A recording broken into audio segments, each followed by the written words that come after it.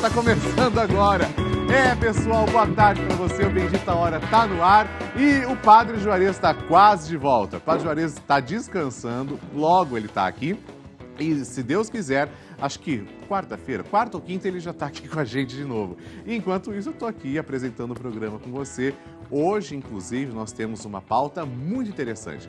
A gente vai falar hoje sobre um problema que acomete grande parte da população, é incontinência urinária. É um assunto muito importante, um assunto que eu espero que seja bem esclarecido. Tem muita gente que tem dúvidas e a gente preparou um programa todo especial para você. Então, se Deus quiser, a gente vai poder tirar todas essas dúvidas. Também falaremos sobre a violência à mulher. É verdade. Então, nós teremos duas pautas muito importantes e pegue o seu café, fica com a gente porque está começando o nosso Bendita Hora.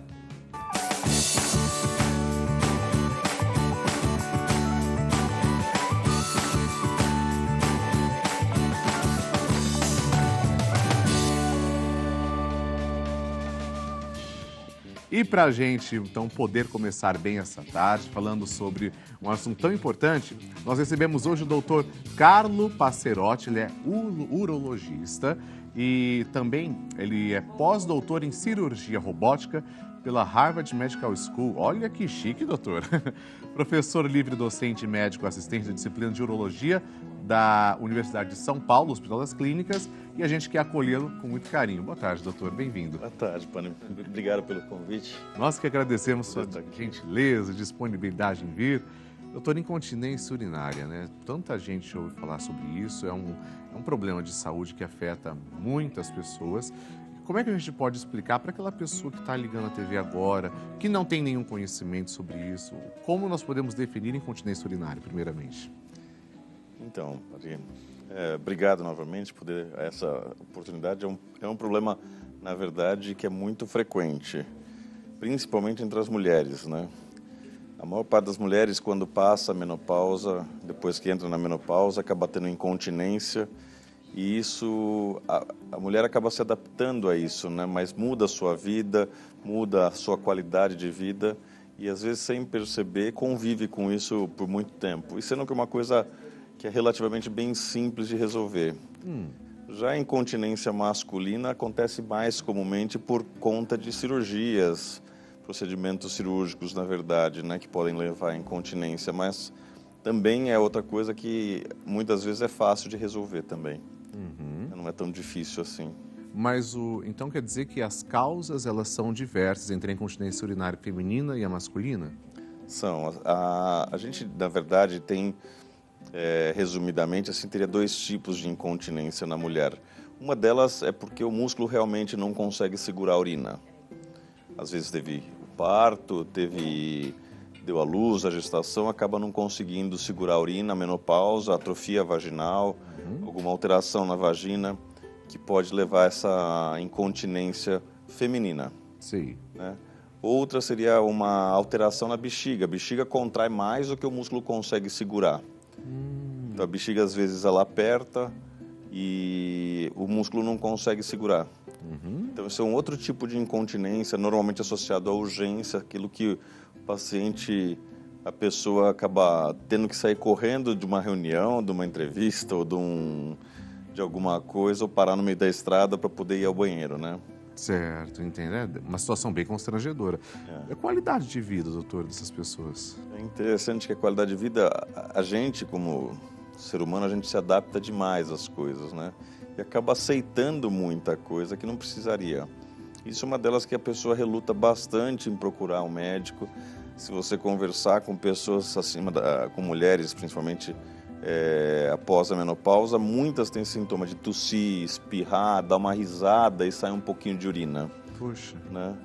E elas não comentam, mas não é tão difícil assim a gente corrigir, né? Quando é do músculo, a gente acaba tendo tratamentos cirúrgicos. Existe fisioterapia, dependendo de como for essa perda, mas existe um tratamento cirúrgico que é muito bom para isso, né? Agora, quando é da bexiga, o tratamento é um pouco diverso, normalmente é com medicamento. Com medicamento? Com medicamento. E isso resolve bastante essa qualidade de vida da mulher, né? Às vezes algumas mulheres se adaptam, as mulheres estão mais adaptadas com o uso de absorvente, então elas acabam aceitando muito sem tratar, né? Isso é ruim, porque a incontinência, se você ficar úmida e tudo, pode aumentar o risco de infecção de urina, aumentar outros problemas, né? E os fatores de risco, doutor? O que a gente pode elencar como fatores de risco para o surgimento dessa incontinência? Na mulher, um dos principais é parto e menopausa, né? São os principais. Agora, ou seja, as alterações hormonais, né? No homem, o homem tem 2 esfíncteres, tem 2 músculos que seguram a urina, que é o colo da bexiga e o esfíncter que a gente chama de esfíncter externo, que é o que fica em volta do canal e que aperta para segurar. Sei. Então, o homem normalmente a incontinência está mais relacionada à lesão desse músculo por uma cirurgia, um tratamento, uma radioterapia, tratamento de câncer de próstata, por exemplo, mas pode estar relacionada à bexiga também, como na mulher.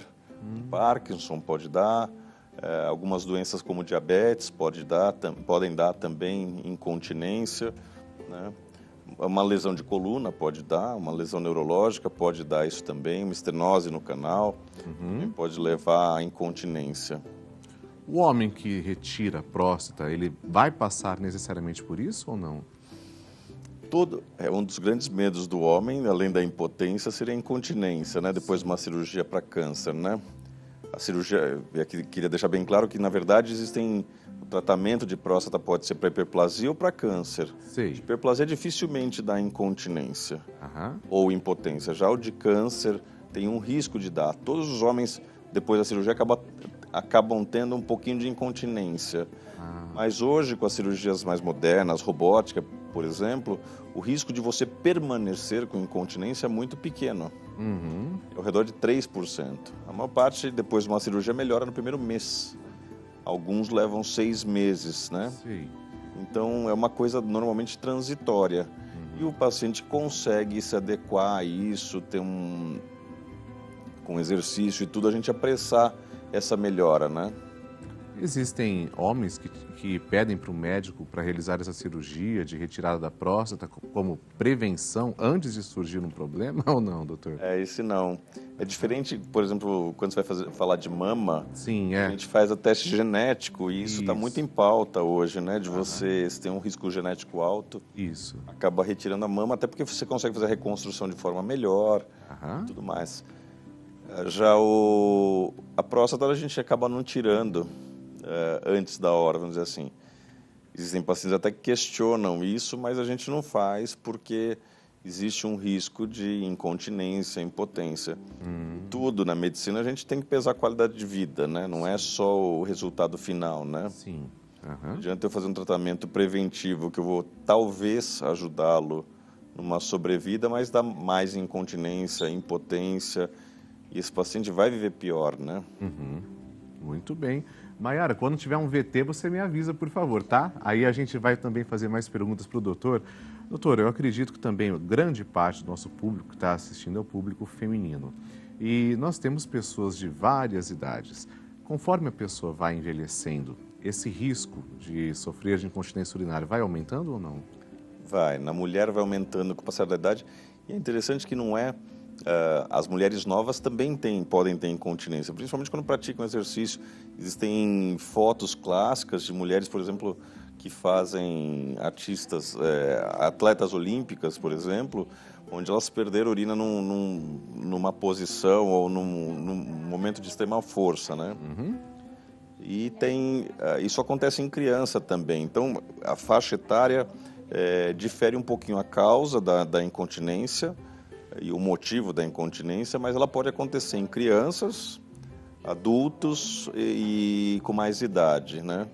Então, em crianças, normalmente, pode ser até uma imaturidade do esfíncter, o músculo não segurar, né? Então, a criança perder urina ou não segurar, ou problemas anatômicos. A mulher adulta, ela já tem menor risco de incontinência, né?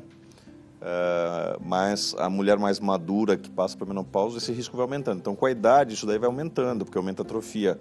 E tem tratamentos simples, às vezes até uma reposição hormonal, a mulher que pode fazer já melhora esse quadro, né? Sei, eu fico pensando na saúde psíquica da pessoa que passa por esse problema, mas para a gente acompanhar melhor, a produção preparou um VT e é o que nós vamos ver agora.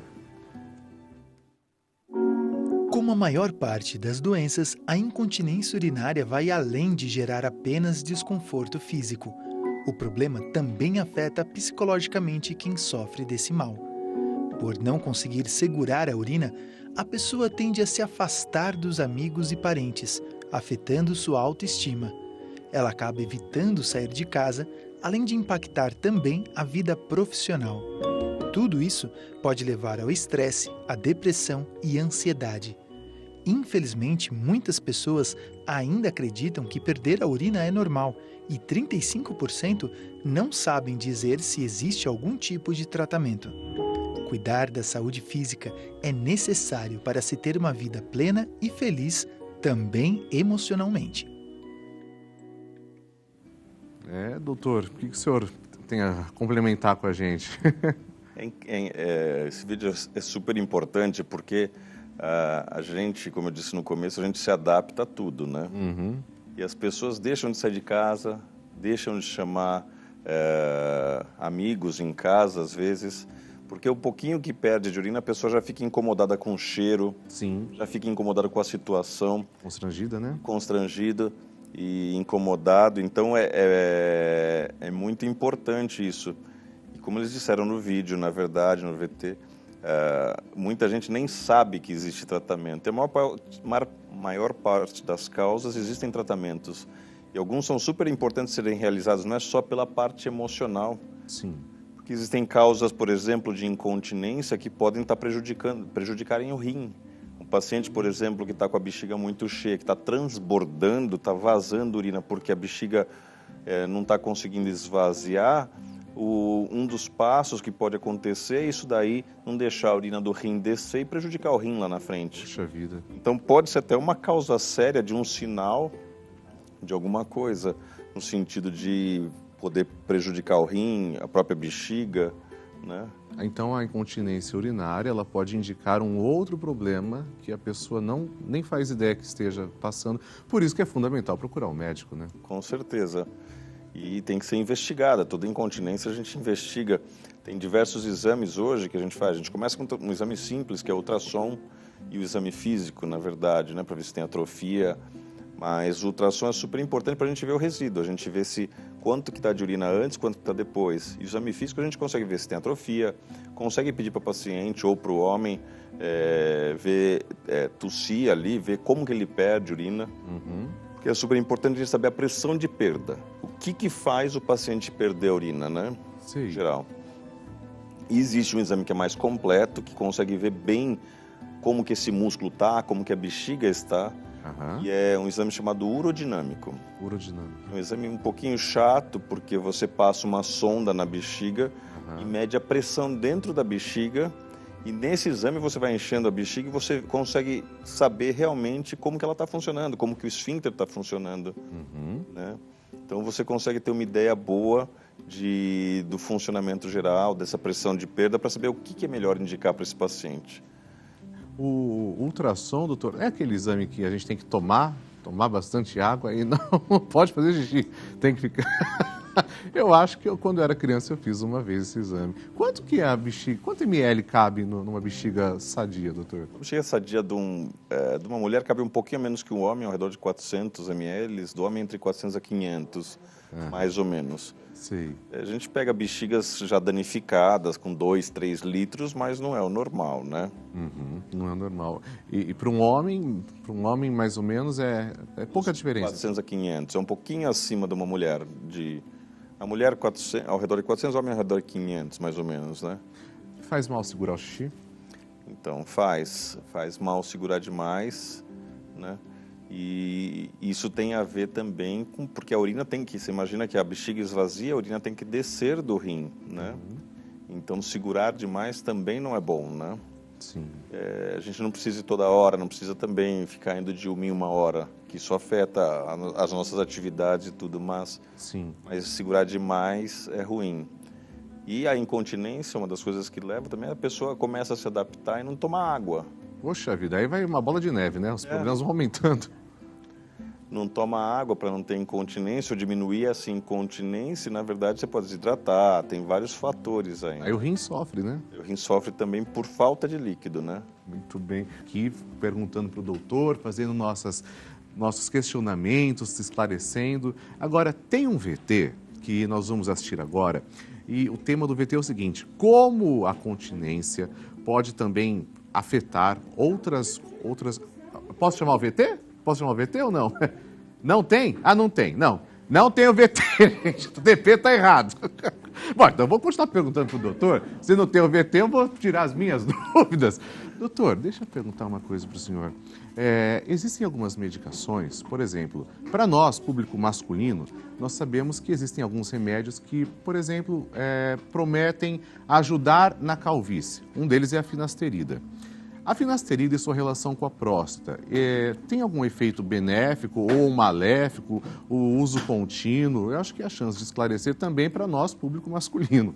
Tem até a ver com a incontinência, um pouco, né?